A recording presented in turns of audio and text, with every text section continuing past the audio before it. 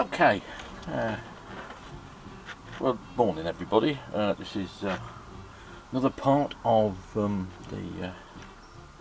saga that is my rear brake on the Glide. As you saw in the previous film, I've cleaned this up. Yeah, this is nice and clean now. I'm going to pop that back on there. Just alter the camera slightly. There we go. Going to pop that back on there. But first we need to put everything else on. So, first thing is these little springs, and then the pads, which I've cleaned up a bit. But first we've got to grease stuff. Now the grease I'm using, just clean the tin. It's a bit old. It's well, you can see that it's a pH grease, so it's a calcium based grease, and it's meant for brake systems. If I can get the lid off, I've had this a good few years, and and it lasts a long time, and you don't really need a lot. So what I'm going to do, a little bit of that, I'll dab it on there, and that one's going on there like that. I'll do the same on there, and then we'll dab on the top one, not that one, that one. Put that on there, and a bit more on there. Right, and holding that one in place, we get the back pad in, and just hook it over two times and bring it in like that, and that's that one in. I'll do the same with the front one.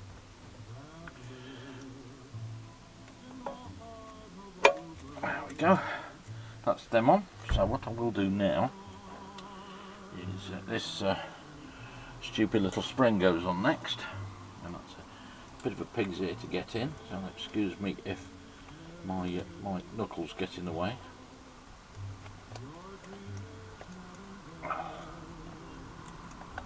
I don't know what it's for, but it's there anyway. So that goes on there, and then we put the caliper on. But before we do, I'm going to put a little bit of grease around the edge of the piston,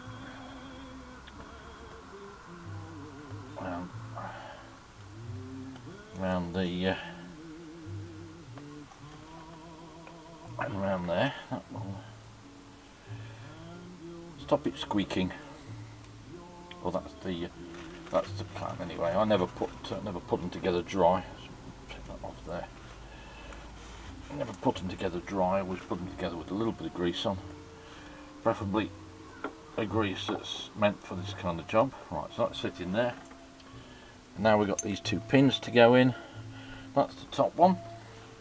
So once again, a bit of grease on the shaft. Nothing like greasing your shaft, is there? Anyway, enough of that. On there.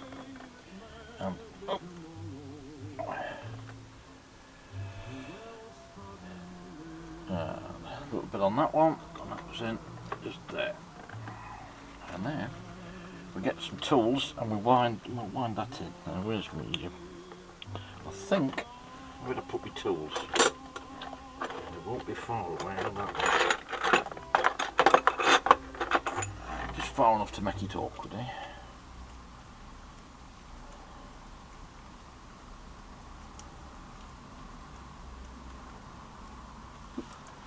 And there's my little socket. Oh, nothing's ever easy, is it? Oh, I thought I'd got a 10-mil socket in there. Yes, I have. It was hiding.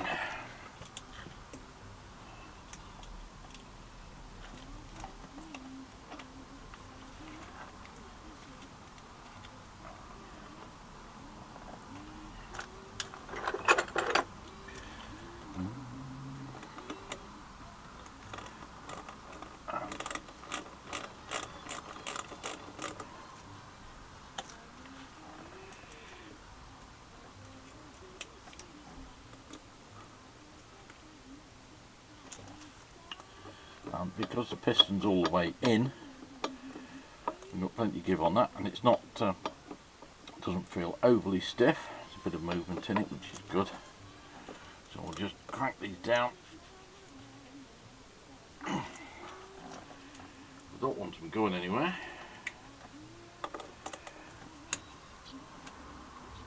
Not that they're likely to, but you never know. Right.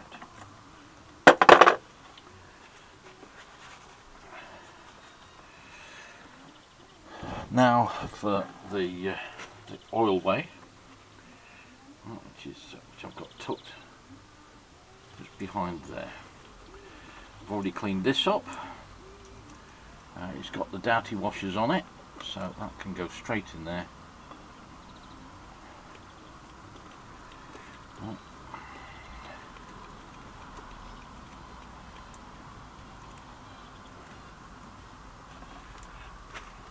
And with the spanner,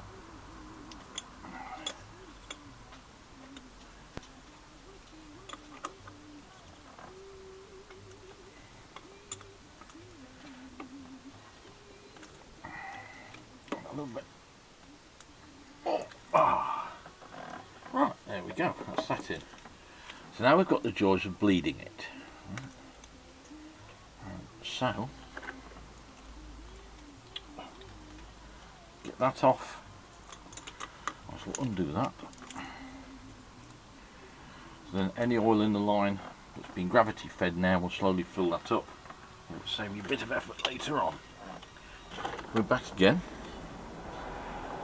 I've got it all set up, and so what I'm going to be doing, I'm going to be pressing the rear brake pedal while I loosen that off, and the idea is we'll pump clean oil in, pump the air out, and then when I lock that off it'll cause a vacuum in the line which will suck more oil into the master cylinder, and then we pump it again.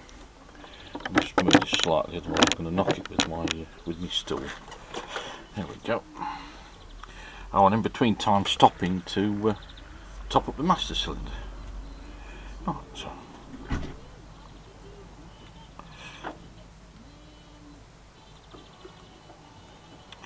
can see we've already got some oil in there.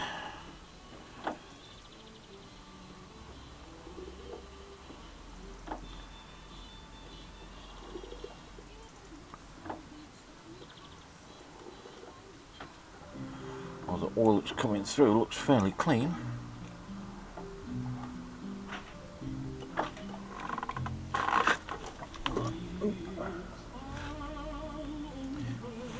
So what we'll do is give it a bit of a tap.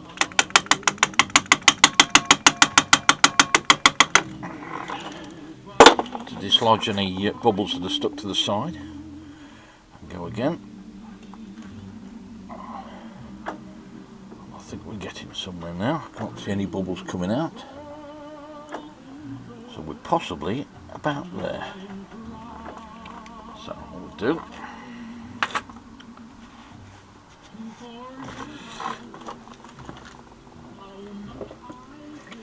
fill up the reservoir again, because it's going to take, going to lose a little as we pump it down.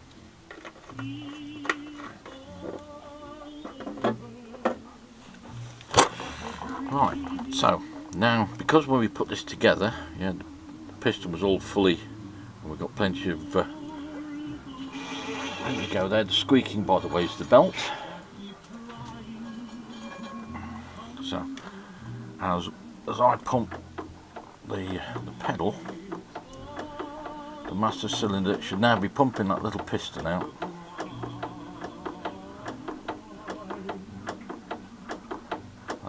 See it moving now. Take up any slack. Pedal feels quite firm.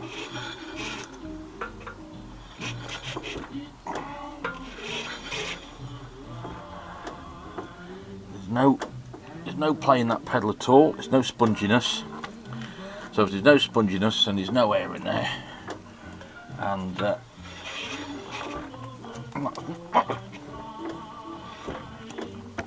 that's not going anywhere.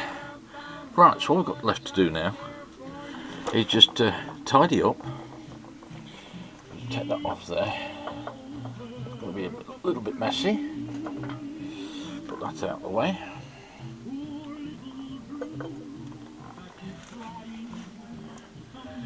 Pop that back on there. You should always have those on your bleed nipples, by the way, because if you get water in there,